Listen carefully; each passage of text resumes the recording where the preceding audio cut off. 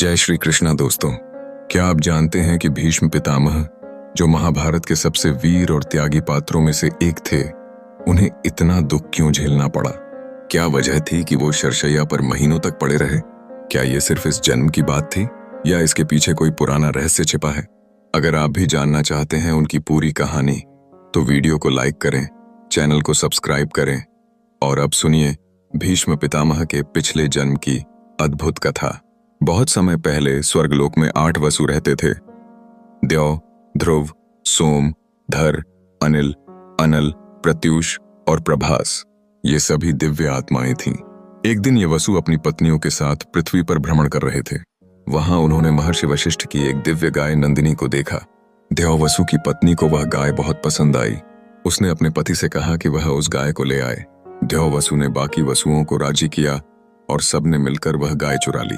जब महर्षि वशिष्ठ को यह पता चला तो उन्होंने क्रोधित होकर सभी वसुओं को श्राप दे दिया कि वे मनुष्य योनि में जन्म लेंगे। वसुओं ने क्षमा मांगी और प्रायश्चित की याचना की। तब वशिष्ठ ने कहा कि तुम में से जो इस पाप में मुख्य दोषी नहीं हैं, वे जन्म लेते ही मुक्त हो जाएंगे, लेकिन जो वसु इस पाप का सूत्रधार था, उसे लंबा जीवन और अत्यधिक कष्टों से भरा मानव जीवन मिलेगा।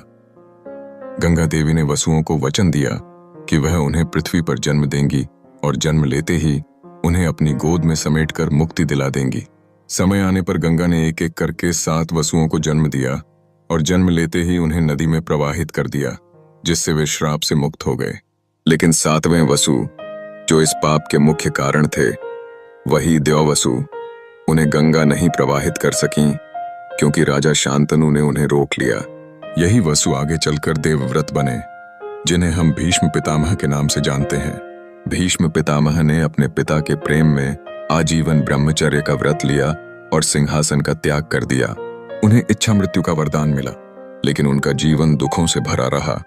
उन्होंने अधर्म होते देखा, द्रौपदी का चीरहरण देखा और अंत में अर्जुन के बाणों से घायल होकर महीनों तक शरशैया पर पड़े रहे। कहा जाता है कि यह सब उनके पूर्व जन्म के पाप और द्रौपदी के अपमान पर मौन रहने के कारण हुआ।